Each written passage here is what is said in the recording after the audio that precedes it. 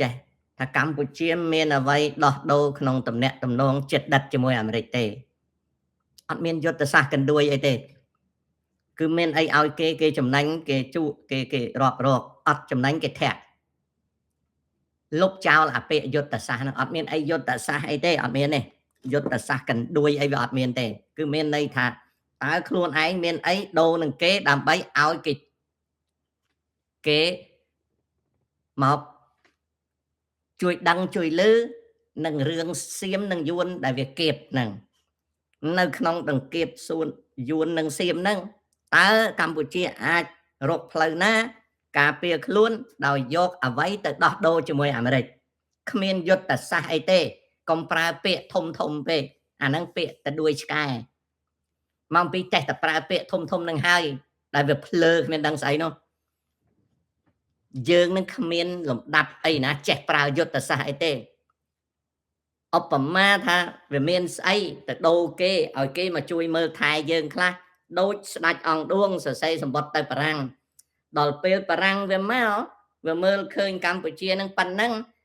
វាក៏ declare ថាជាអាណាព្យាបាលរបស់វាអត់ឲ្យសិទ្ធិប្រទេសកម្ពុជាស្មើនឹងដែនកូសាំងស៊ីនទេមិនឲ្យសិទ្ធិស្មើនឹងអាណាមទេ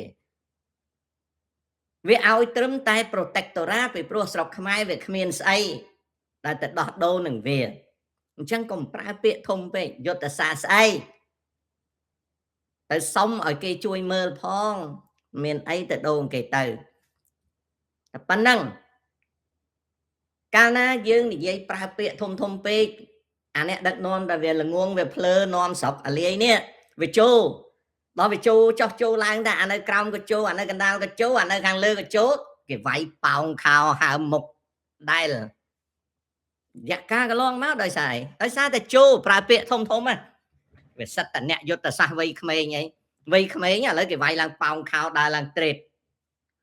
ឲ្យច្បាស់អត់មានយុទ្ធសាស្ត្រទេគឺមានអីទៅរកគេឲ្យគេជួយដើម្បីហើយគេជួយអត់ជួយទៅទេទៅហុចឲ្យគេប្រជុំម្សិលមិញនៅទីក្រុង Washington ហ្នឹងប្រទេសភាគច្រើនគឺជាប្រទេសយកស្អីមកឲ្យគេហើយប្រទេសមួយចំនួនទៀតគឺចូលរួមជួយចម្រាញ់ជួយរកឥឡូវឧទាហរណ៍ថាបើប្រទេសកម្ពុជាហ្នឹងមានរ៉ែសំខាន់ហ្នឹង4ឬសូថាមាន4ណាបើកម្ពុជាមាន4តែជីករកក៏កម្ពុជាអត់ចេះទាញយកមកហើយចម្រាញ់ក៏អត់ចេះលុបចោលរណ្ដៅវិញដើម្បីការពារបរិស្ថានក៏អត់ចេះតែមានរបស់នៅក្នុងដីអានោះគេហៅថាយកទៅឲ្យគេចុះជប៉ុនចុះអូស្ត្រាលីចុះបារាំងចុះអង់គ្លេសចុះតើគេចេះទៅទាញយកផលថាគេចេះអញ្ចឹងគេជា player មួយលើយើងនៅក្នុងចំណោម50ផ្លាយប្រទេសហ្នឹងនៅក្រោមការដឹកនាំរបស់អាមេរិកមែនប៉ុន្តែយើងអត់មានអីទេគេយកទៅឲ្យគេដូចមាសនៅក្នុងដីយើងអត់ចេះជីកចម្រាញ់យកទេឧទាហរណ៍ណាប្រេងនៅក្នុងដីក៏យើងអត់មានដែរតលតែគេដាក់ក្រុមហ៊ុនគេជា player យើងជា giver យើងនៅថ្នាក់ក្រោមមិនមែនថាយើងមានរ៉ែ4យ៉ាងហ្នឹងយើងខ្លាំងទេ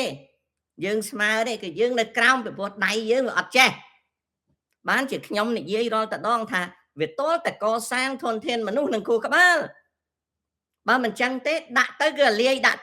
ដូចអា300,000លាននៅក្នុងបាតសមុទ្រចឹងហ៊ុនសែនសុកអានគិតតែព្រឿងកប៉ៅដល់ឥឡូវហ្នឹងបានសច្ចាប័នលើច្បាប់សមុទ្រអីមានន័យថាខ្លួនឯងធ្វើអីមិនដែលយកចិត្តទុកដាក់នឹងប្រទេសជាតិទេគឺយកចិត្តទុកដាក់ថាបើសុកអាននិយាយថាទៅគ្នាសម្ដេចយើងដឹងតែកើបលុយសម្រាប់កប៉ៅពួកគាត់វាមិនមែនកើបលុយសម្រាប់ប្រទេសអាហ្នឹងមាសក៏អញ្ចឹងអីក៏អញ្ចឹងត្រង់ហ្នឹងអញ្ចឹងកុំប្រើពាក្យថាយុទ្ធសាស្ត្រនោះត្រូវប្រើពាក្យថាតើទំនាក់ទំនងរវាងកម្ពុជាជាមួយអាមេរិកយើងមានអ្វីដើម្បីយើងដោះដូរបានគេមកជួយដឹងជួយលឺជួយនិយាយនៅពេលដែលសៀមវាគៀបលើយើងយួនវាស្គៀបលើយើងហើយ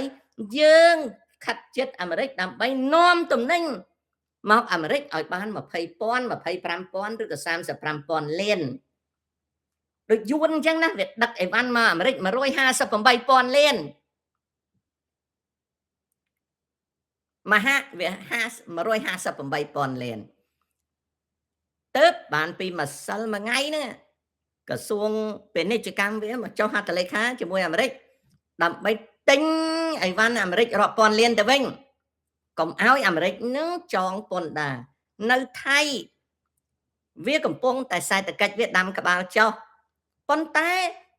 export របស់វាមកកាន់ប្រទេសអាមេរិកវាកើនឡើងជិត 7%